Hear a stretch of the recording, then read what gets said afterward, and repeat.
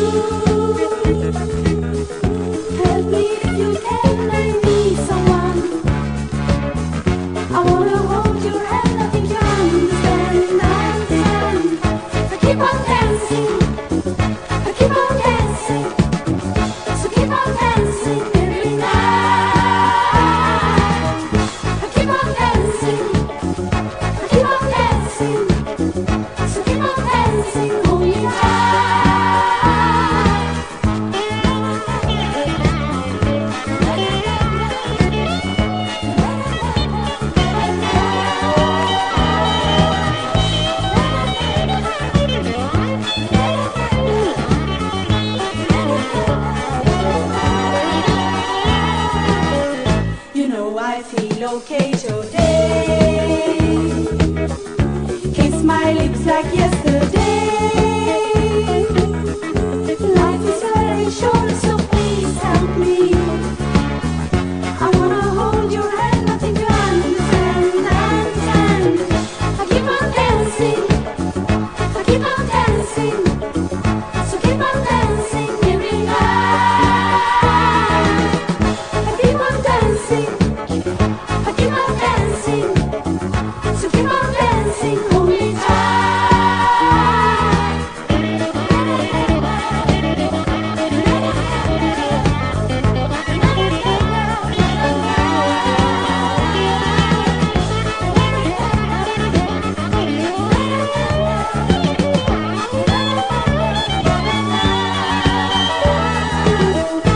Fill your heart with love today. Fill your heart like yesterday. There's a chance that we might fall apart. I wanna hold your hand, nothing to understand, I understand. I keep on dancing, I keep on dancing. So keep on dancing every night. I keep on dancing, I keep on dancing. So keep on dancing, hold me tight. I keep on dancing, I keep on dancing. I keep on dancing, I keep on dancing. I keep on dancing, I keep on dancing. So keep on dancing every night. I keep on dancing, I keep on dancing. So keep on dancing every night. I keep on dancing, I keep on dancing. So keep on dancing every night. I keep on dancing, I keep on dancing. So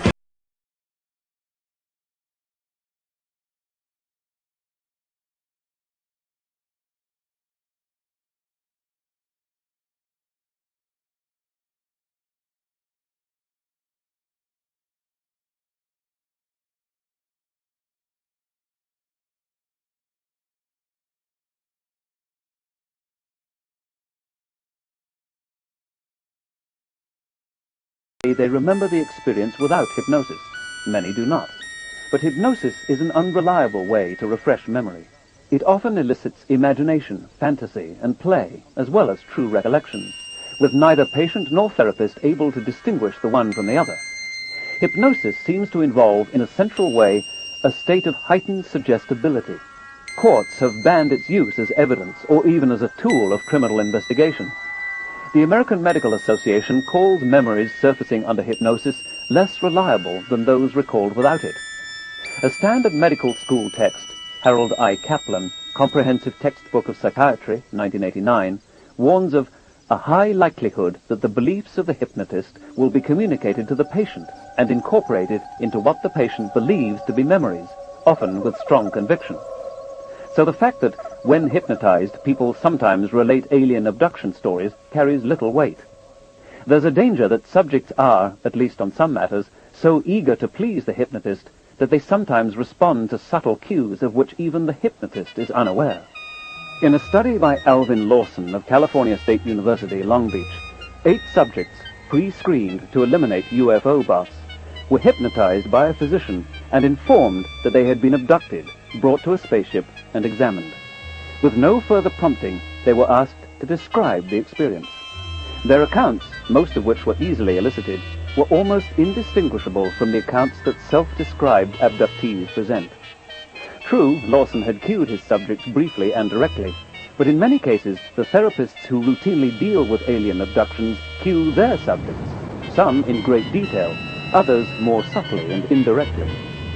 The psychiatrist George Ganaway, as related by Lawrence Wright, once proposed to a highly suggestible patient under hypnosis that 5 hours were missing from her memory of a certain day. When he mentioned a bright light overhead, she promptly told him about UFOs and aliens. When he insisted she had been experimented on, a detailed abduction story emerged. But when she came out of the trance and examined a video of the session, She recognized that something like a dream had been caught surfacing. Over the next year, though, she repeatedly flashed back to the dream material.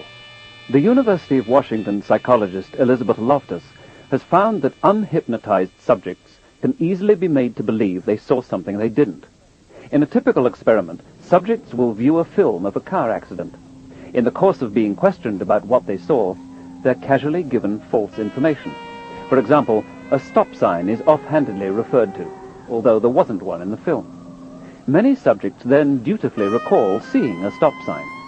When the deception is revealed, some vehemently protest, stressing how vividly they remember the sign. The greater the time lag between viewing the film and being given the false information, the more people allow their memories to be tampered with.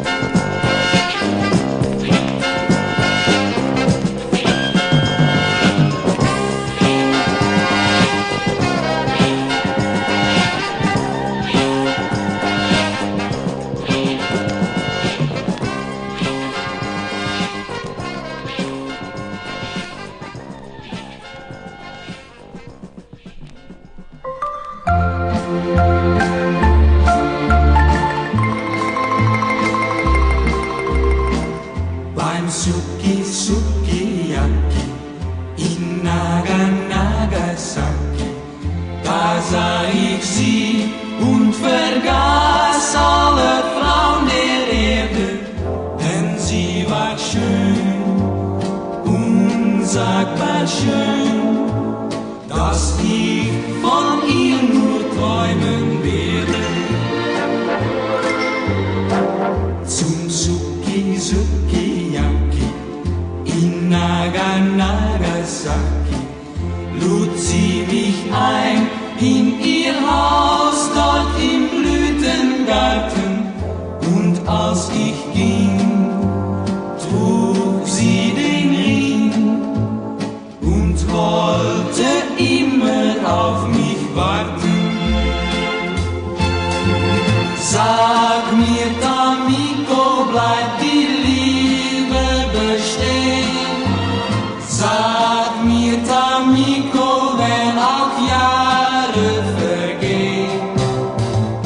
Beim Sukiyaki in Nagasaki denk ich noch heut an die Zeit vor so vielen Jahren. Mein Herz ist schwer, ihr Haus ist leer, wo wir so froh und glücklich waren.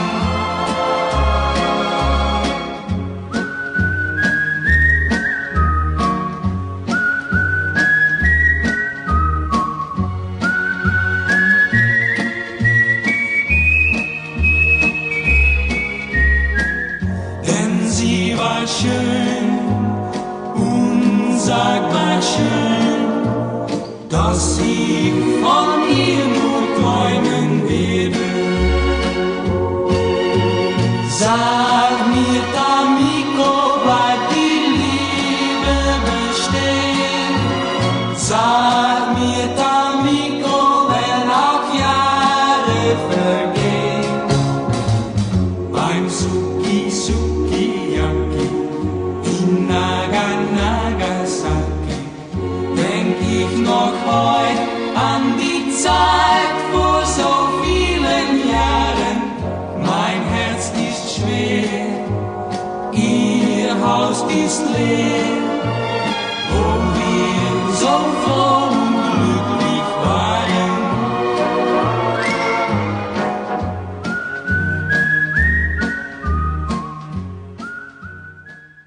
Loftus argues that memories of an event more closely resemble a story undergoing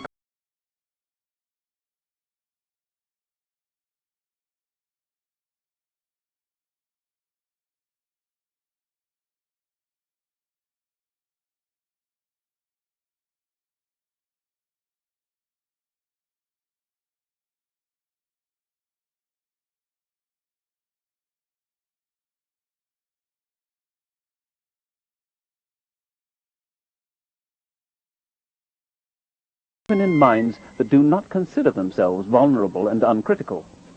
Stephen Ceci of Cornell University, Loftus and their colleagues have found, unsurprisingly, that preschoolers are exceptionally vulnerable to suggestion. The child who, when first asked, correctly denies having caught his hand in a mousetrap, later remembers the event in vivid, self-generated detail. When more directly told about some things that happened to you when you were little, over time, they easily enough assent to the implanted memories. Professionals watching videotapes of the children can do no better than chance in distinguishing false memories from true ones. Is there any reason to think that adults are wholly immune to the fallibilities exhibited by children? President Ronald Reagan, who spent World War II in Hollywood, vividly described his own role in liberating Nazi concentration camp victims. Living in the film world, he apparently confused a movie he had seen with a reality he had not. On many occasions in his presidential campaigns, Mr. Reagan told an epic story of World War II courage and sacrifice, an inspiration for all of us. Only it never happened. It was the plot of the movie A Wing and a Prayer that made quite an impression on me, too, when I saw it at age 9. Many other instances of this sort can be found in Reagan's public statements. It is not hard to imagine serious public dangers emerging out of instances in which political, military, scientific, or religious leaders are unable to distinguish fact from vivid fiction. In preparing for courtroom testimony, witnesses are coached by their lawyers. Often they are made to repeat the story over and over again until they get it right. Then, on the stand, what they remember is the story they've been telling in the lawyer's office. The nuances have been shaded, or it may no longer correspond, even in its major features, to what really happened. Conveniently, the witnesses may have forgotten that their memories were reprocessed. These facts are relevant in evaluating the societal effects of advertising and of national propaganda. But here they suggest that on alien abduction matters, where interviews typically take place years after the alleged event, therapists must be very careful that they do not accidentally implant or select the stories they elicit.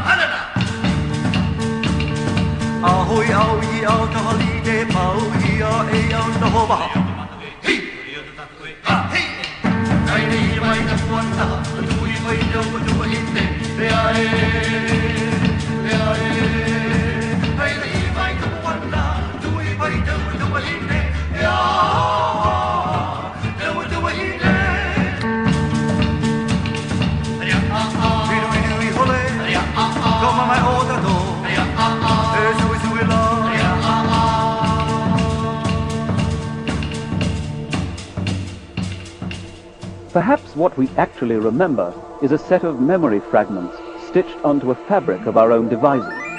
If we sew cleverly enough, we have made ourselves a memorable story, easy to recall. Fragments by themselves, unencumbered by association, are harder to retrieve. The situation is rather like the method of science itself, where many isolated data points can be remembered, summarized, and explained in the framework of a theory. We then much more easily recall the theory and not the data. In science, the theories are always being reassessed and confronted with new facts.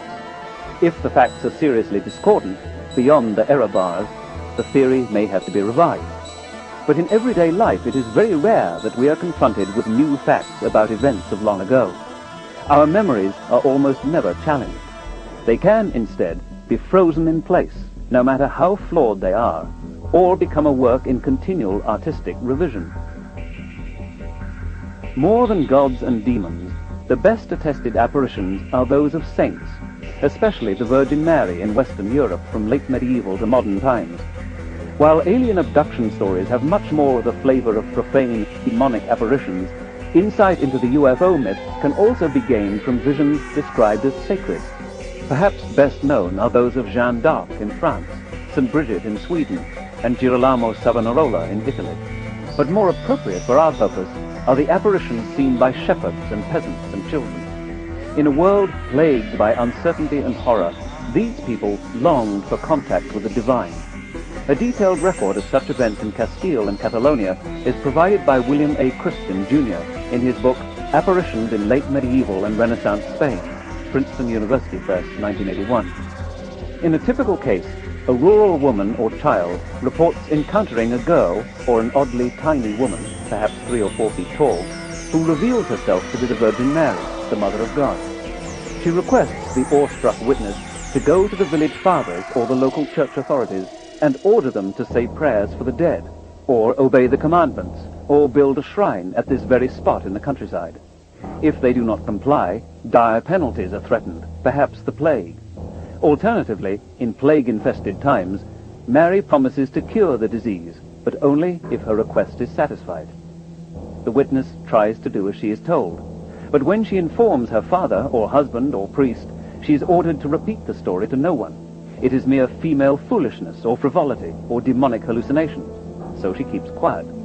Days later, she is confronted again by Mary, a little put out that her request has not been honored. "They will not believe me," the witness complains. "Give me a sign." Evidence is needed.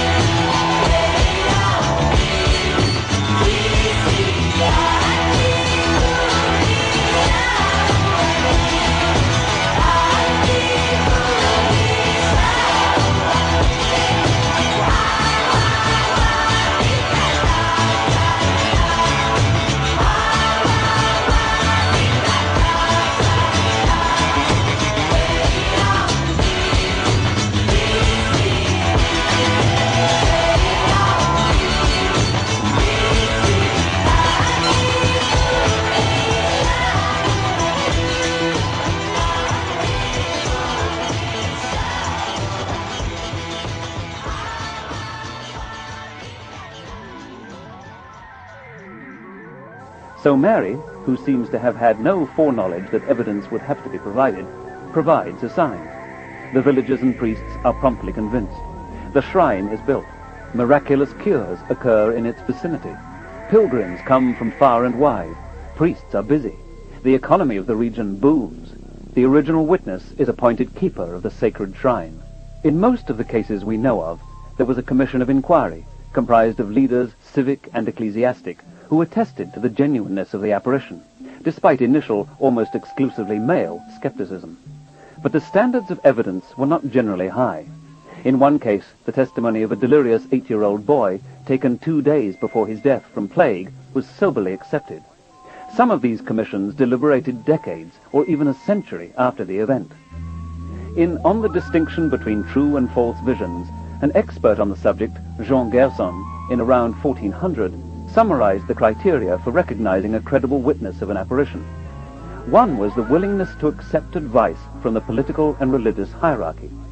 Thus, anyone seeing a vision disturbing to those in power was ipso facto an unreliable witness, and saints and virgins could be made to say whatever the authorities wanted to hear.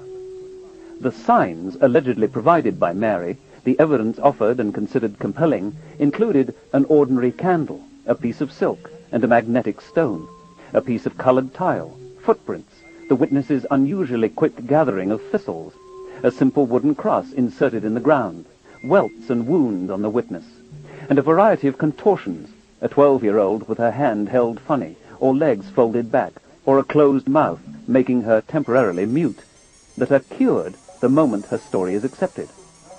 In some cases, accounts may have been compared and coordinated before testimony was given. For example, multiple witnesses in a small town might tell of a tall, glowing woman dressed all in white, carrying an infant son, and surrounded by a radiance that lit up the street the previous night. But in other cases, people standing directly beside the witness could see nothing, as in this report of a 1617 apparition from Castile.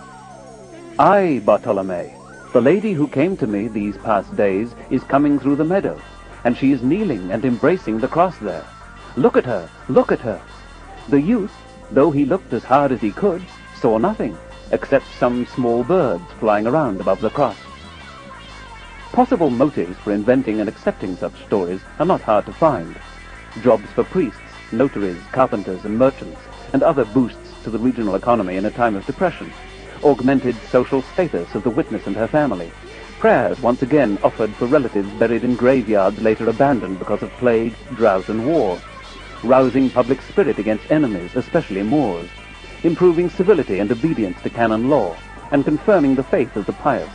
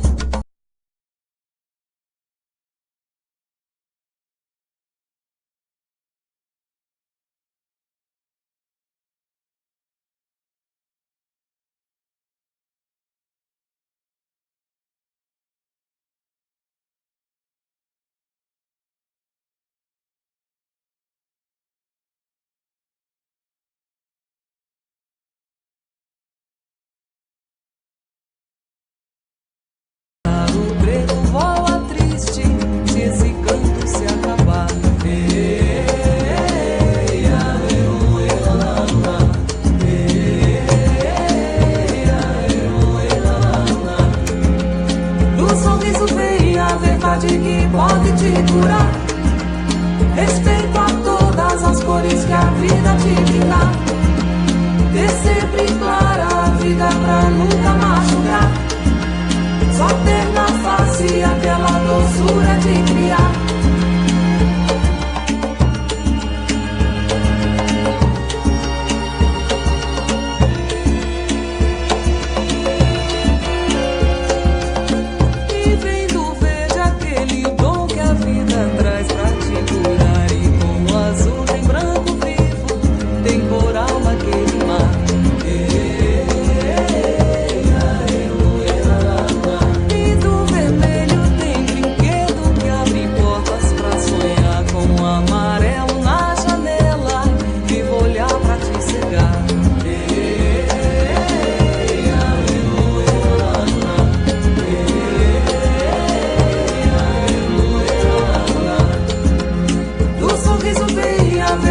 Que pode te curar.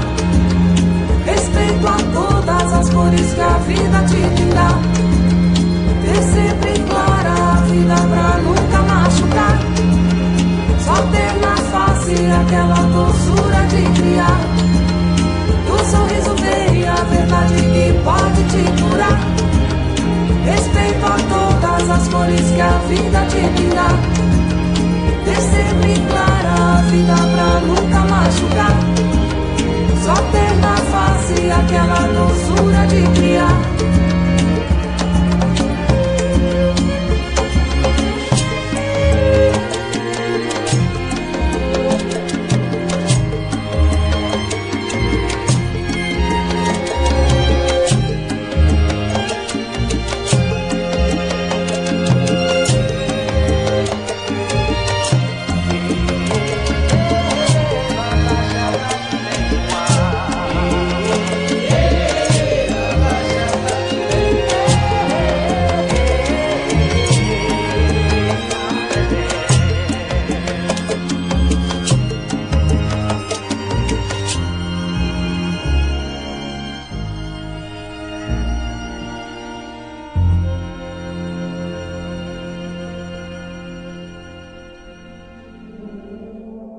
The fervour of pilgrims in such shrines was impressive.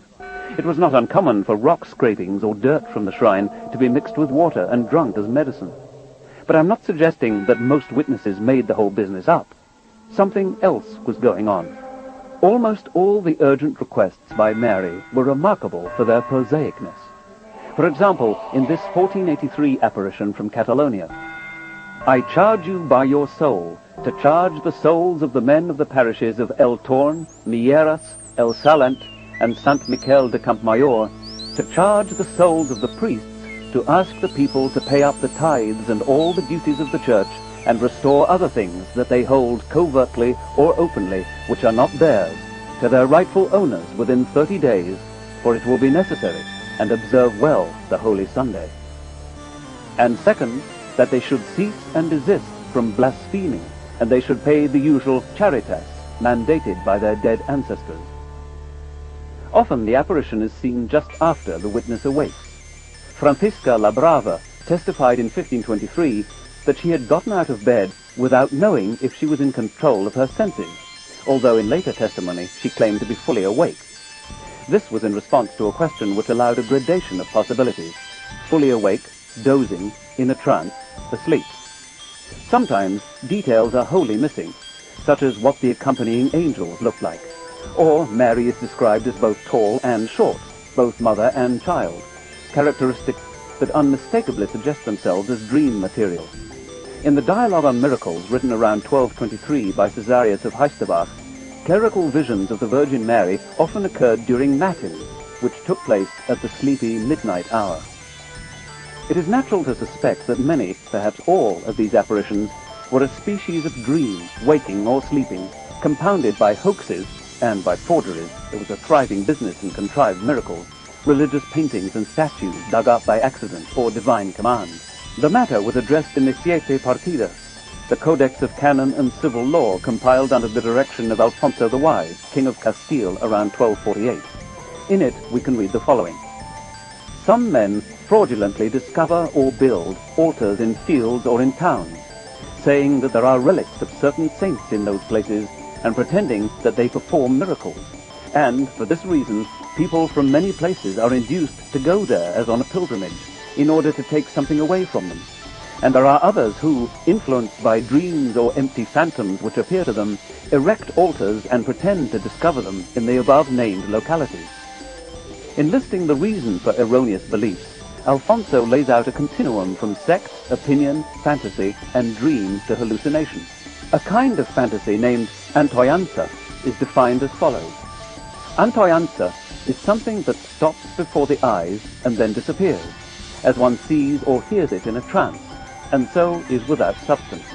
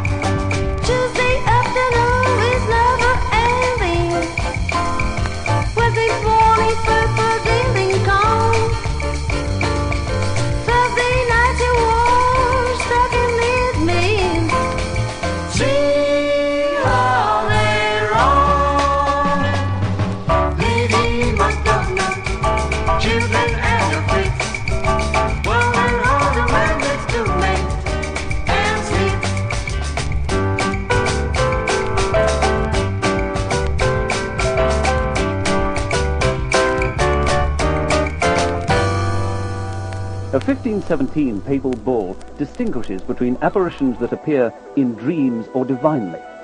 Clearly, the secular and ecclesiastical authorities, even in times of extreme credulity, were alert to the possibilities of hoax and delusion. Nevertheless, in most of medieval Europe, such apparitions were greeted warmly by the Roman Catholic clergy, especially because the Marian admonitions were so congenial to the priesthood. A pathetic few signs of evidence, a stone or a footprint, and never anything unfakeable, sufficed. But beginning in the 15th century, around the time of the Protestant Reformation, the attitude of the Church changed. Those who reported an independent channel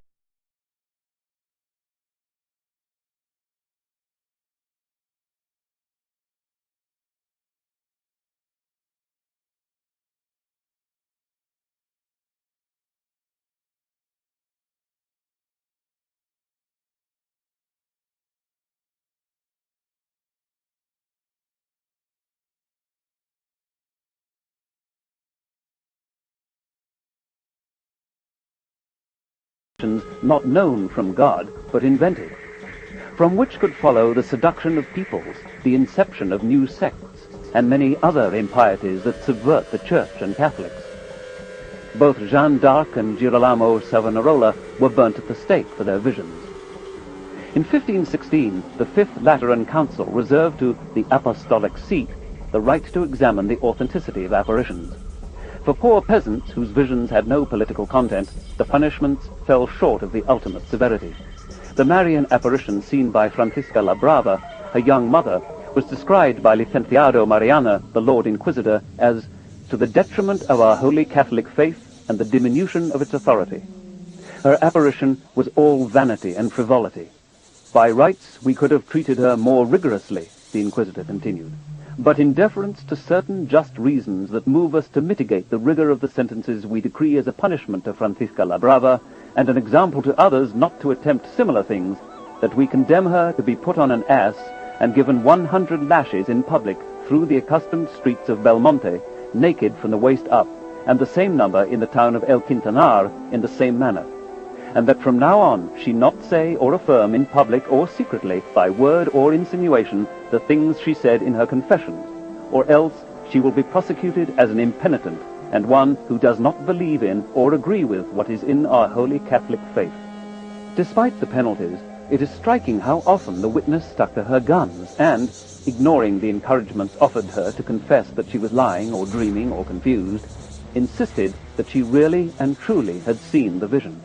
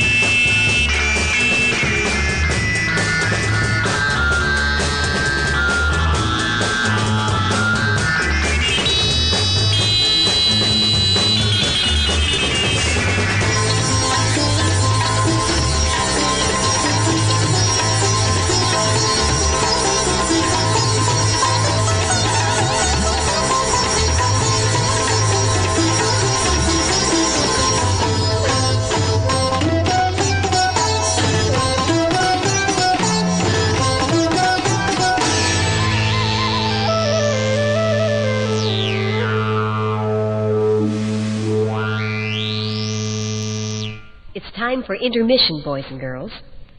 Take a deep breath. Relax. In the name of the guys I go to the gate of the beginning of the kind of the residence by the time the seed is at the name of the guys in the making of these 150 to 9 down a half of 10 10 10 15 to 10 down 10 half 10 down to 10 15 to 10 a half 10 110 15 to 11 $11 15 $11 15 $11 $50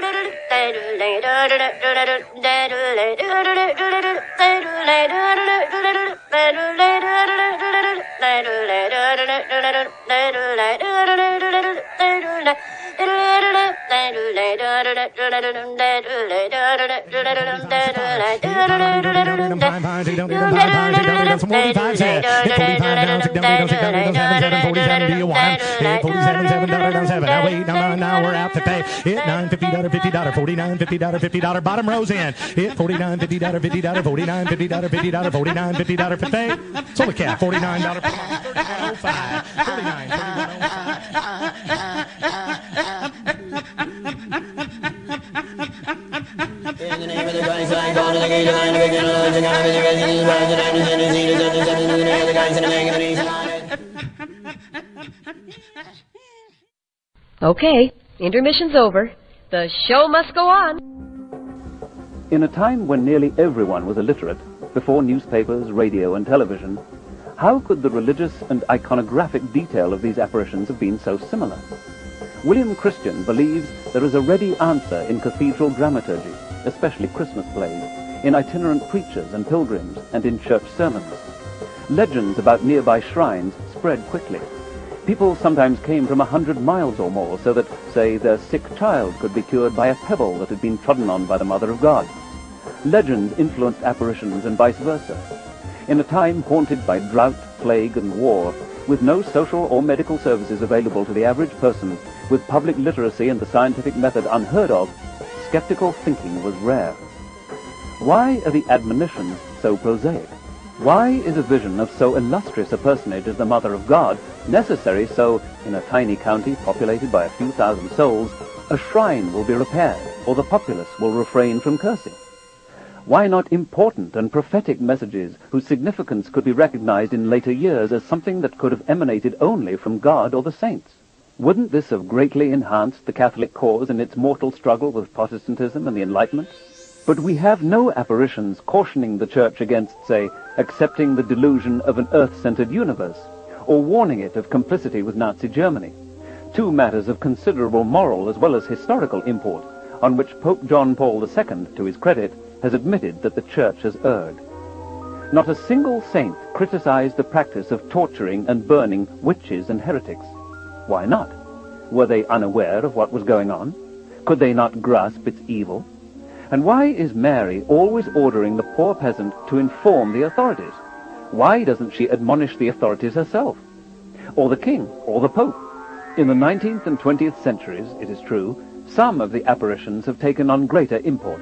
At Fatima, Portugal in 1917, where the Virgin was incensed that a secular government had replaced a government run by the Church, and at Garabandal, Spain in 1961 through 1965, where the end of the world was threatened unless conservative political and religious doctrines were adopted forthwith. I think I can see many parallels between Marian apparitions and alien abductions, even though the witnesses in the former cases are not promptly taken to heaven and don't have their reproductive organs meddled with. The beings reported are diminutive, most often about 2.5 to 4 feet high. They come from the sky. The content of the communication is, despite its purported celestial origin, mundane.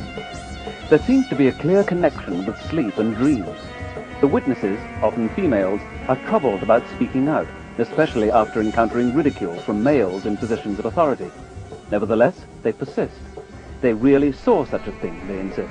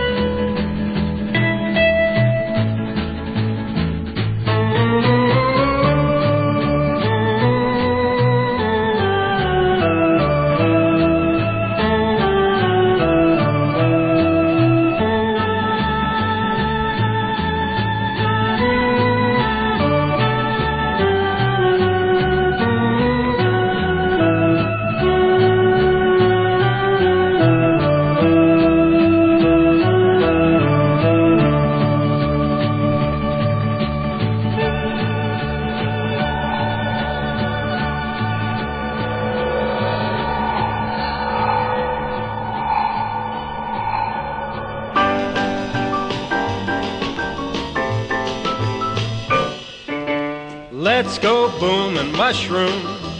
Let's be an atom blast. It's atom dynamic, a thrill or a tonic. Let's everyone get gassed. Sing a little swing tune, shuffle around the room, and loosen your sockets, become human rockets. Come on, let's zoom. Turn on the juice and let yourself loose. Columbus took a chance. Don't resist, come on, let's twist. Come everyone, let's dance. Let's go boom and mushroom. Let's be an atom blast. It's atom dynamic, a thrill or a tonic. Come on and let's get gassed.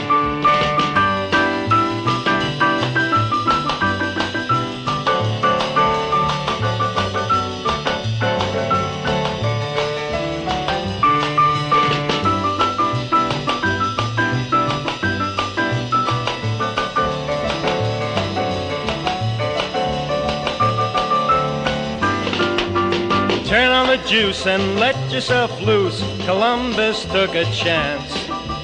Don't resist, come on, let's twist. Come everyone, let's dance. Let's go boom and mushroom. Let's be an atom blast. It's atom dynamic, a thrill or a tonic. Come on and let's get gassed. Come on and let's get gassed. Come on and let's get gassed.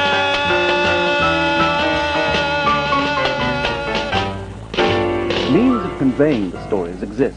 They are eagerly discussed, permitting details to be coordinated even among witnesses who have never met one another. Others present at the time and place of the apparition see nothing unusual. The purported signs or evidence are, without exception, nothing that humans couldn't acquire or fabricate on their own. Indeed, Mary seems unsympathetic to the need for evidence, and occasionally is willing to cure only those who had believed the account of her apparition before she supplied signs. And while there are no therapists per se, the society is suffused by a network of influential parish priests and their hierarchical superiors who have a vested interest in the reality of the visions. In our time, there are still apparitions of Mary and other angels, but also, as summarized by G. Scott Sparrow, a psychotherapist and hypnotist, of Jesus. In I Am With You Always, True Stories of Encounters with Jesus, Bantam 1995, first-hand accounts, some moving, some banal, of such encounters are laid out. Oddly, most of them are straightforward dreams, acknowledged as such, and the ones called visions are said to differ from dreams only because we experience them while we are awake.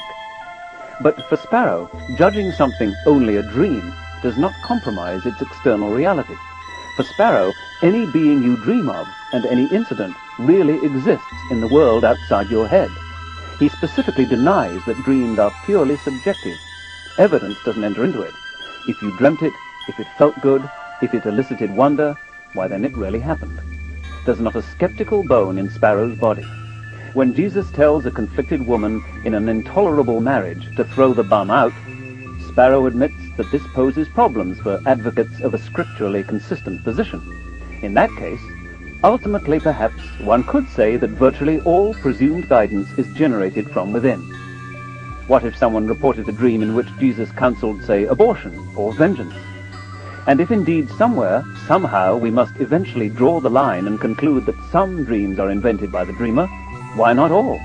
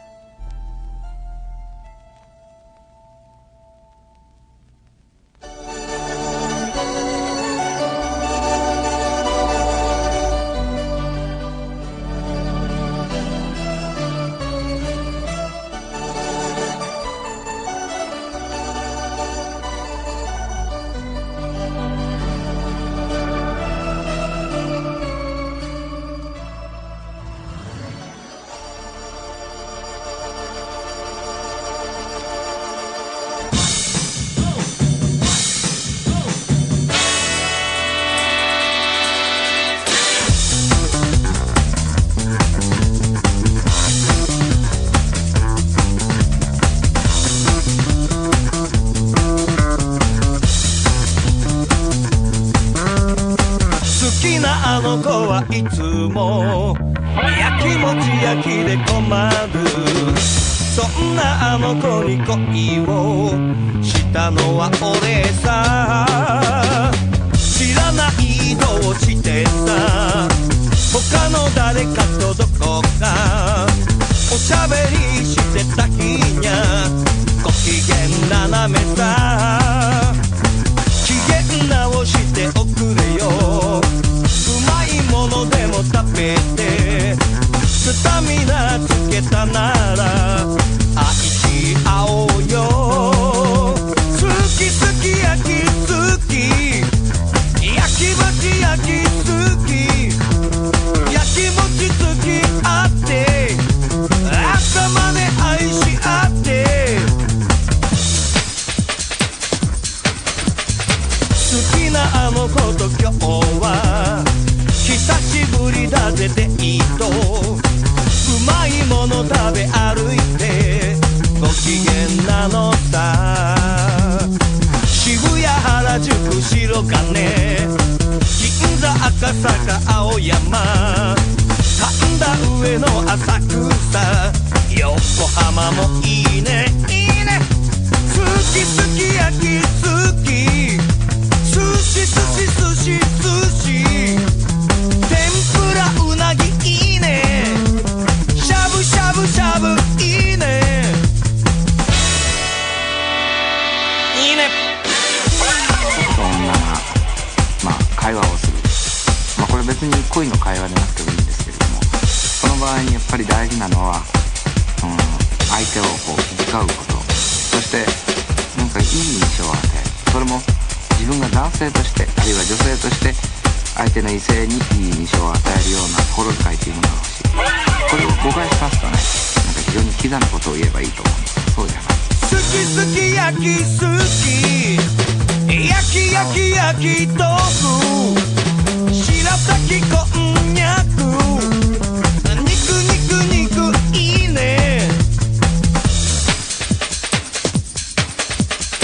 好きなあの子と俺は日本に生まれたのさ。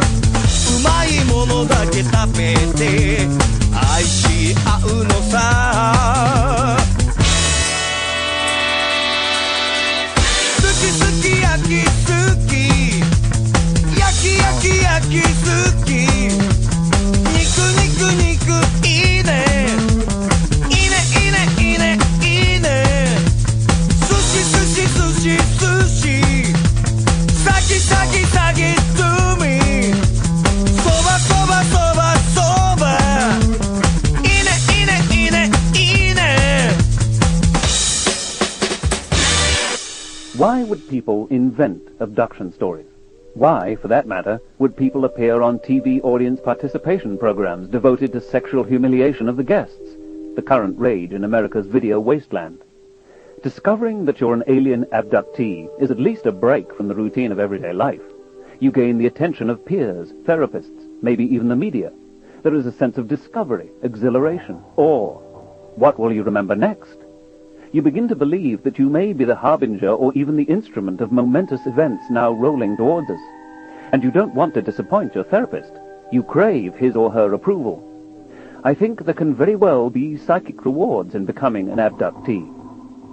For comparison, consider product tampering cases, which convey very little of the sense of wonder that surrounds UFOs and alien abductions. Someone claims to find a hypodermic syringe in a popular soft drink can. Understandably, this is upsetting. It's reported in newspapers and especially on television news. Soon there's a spate, a virtual epidemic of similar reports from all over the country. But it's very hard to see how a hypodermic syringe could get into a can at the factory, and in none of the cases are witnesses present when an intact can is opened and a syringe discovered inside. Slowly, the evidence accumulates that this is a copycat crime. People have only been pretending to find syringes in soft drink cans. Why would anyone do it? What possible motives could they have? Some psychiatrists say that the primary motives are greed. They'll sue the manufacturer for damages, a craving for attention, and a wish to be portrayed as a victim. Note there are no therapists touting the reality of needles in cans and urging their patients, subtly or directly, to go public with the news. Also, serious penalties are levied for product tampering, and even for falsely alleging that products have been tampered with. In contrast, there are therapists who encourage abductees to tell their stories to mass audiences, and no legal penalties are exacted for falsely claiming you've been abducted by a UFO. Whatever your reason for going down this road, how much more satisfying it must be to convince others that you've been chosen by higher beings for their own enigmatic purpose, than that by mere happenstance you found a hypodermic syringe in your cola. I was such a child who experienced very real-seeming hallucinations.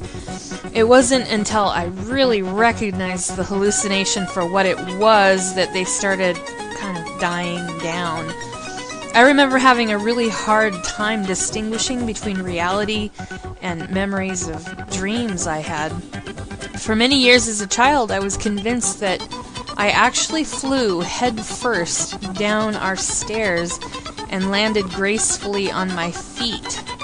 Now I'm convinced it was a dream, of course, and because dreaming for me is serious business, and that I actually remembered it as if it were a real event.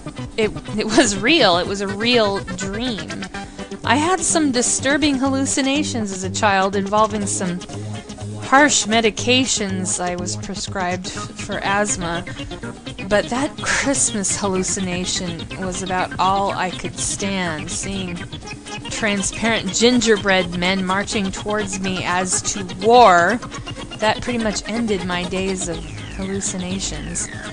Ever since I was able to turn off those scary things marching towards me, those spiders laying eggs in my mouth, the werewolves under my bed, since I knew they weren't real and I had power over them.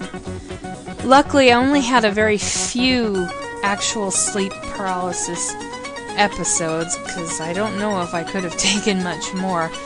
Believing in God seems almost natural when confronted with so many magical creatures that lived in my mind. It's much more peaceful for me to keep them in my head and on paper where they belong.